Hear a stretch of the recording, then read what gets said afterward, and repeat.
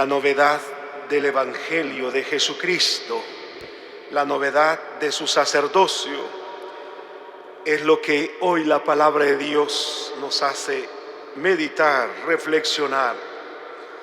El autor de la carta a los hebreos que estamos meditando llega al tema central, el sacerdocio de Cristo, comparado con el del templo, o diríamos del Antiguo Testamento. ¿Qué cualidades debe tener el buen sacerdote? O más bien el sacerdocio de Cristo. Sabemos que el sacerdote, según el culto judío, era para ofrecer sacrificios por él y por los pecados del pueblo. En cambio, el sacerdocio de Cristo es el que se ofrece en sacrificio por los pecados del pueblo. Es Él la víctima, Él es el sacerdote, Él es el altar. Ante todo debemos ser el sacerdote. La novedad es que es nombrado por Dios. No es Él el que se atribuye ese honor, el sacerdocio nuevo. Jesús no pertenecía a una familia sacerdotal, era laico.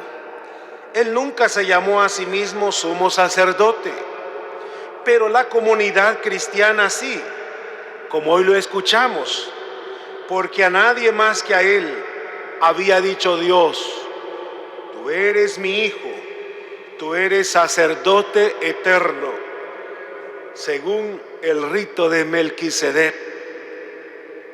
Esa es la novedad.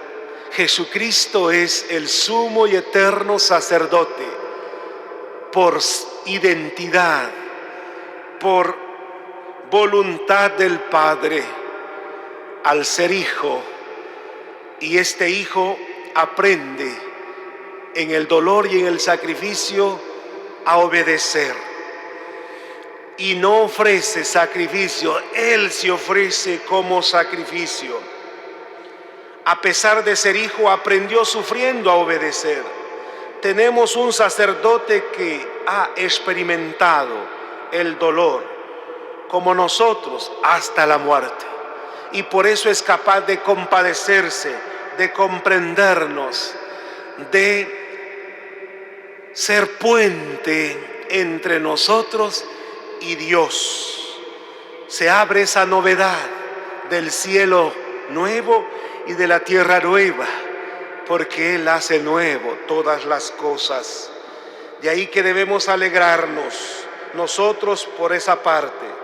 Nos alegramos de tener un sacerdote así, que se ha entregado libremente por nosotros y ahora es el mediador por nosotros, el que tenemos, y por Él tenemos acceso al Padre, las puertas abiertas a Dios. Un sacerdote que sabe lo que es sufrir, porque lo ha experimentado en su propia carne, hasta la muerte trágica de la cruz, pero que se convierte en redención.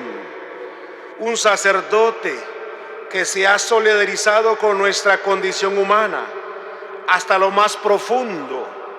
Eso nos da confianza en nuestro caminar. También la novedad del Evangelio, la novedad de Cristo. Los judíos tienen que abrirse a esta novedad. Y es lo que muchos no hacen.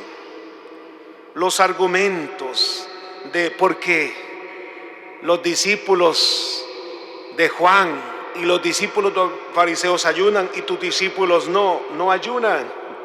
La respuesta de Jesús es categórica. No pueden ayunar los discípulos mientras el novio está con ellos. Ya vendrán días en que les será quitado. Los judíos ayunaban 2 veces por semana, normalmente los lunes y los jueves, dando a esta práctica un tono de espera mesiánica. También el ayuno del Bautista y sus discípulos apuntaban a la preparación, a la llegada, a la venida del Mesías. Ahora que ha llegado ya el Mesías, Jesús les dice que no tiene sentido dar tanta importancia al ayuno, porque ya es presente el novio, el esposo.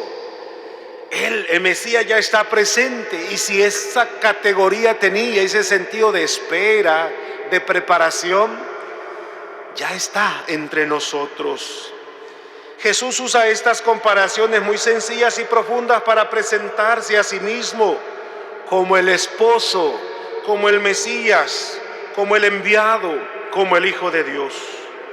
Él es el novio, y por lo tanto, mientras esté el novio, los discípulos están de fiesta.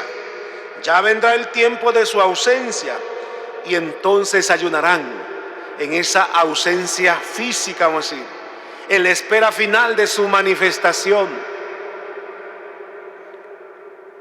Él es la novedad del Evangelio, de lo nuevo. El vino nuevo es el Evangelio de Jesús.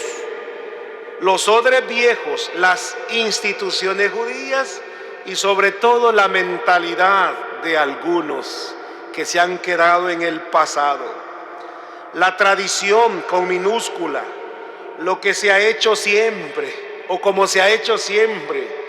Los surcos que ya hemos marcado es más cómoda que la novedad.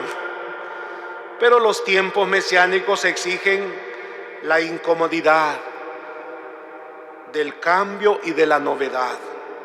Los odres nuevos son la mentalidad nueva, el corazón nuevo que Dios quiere, vino nuevo en odres nuevos.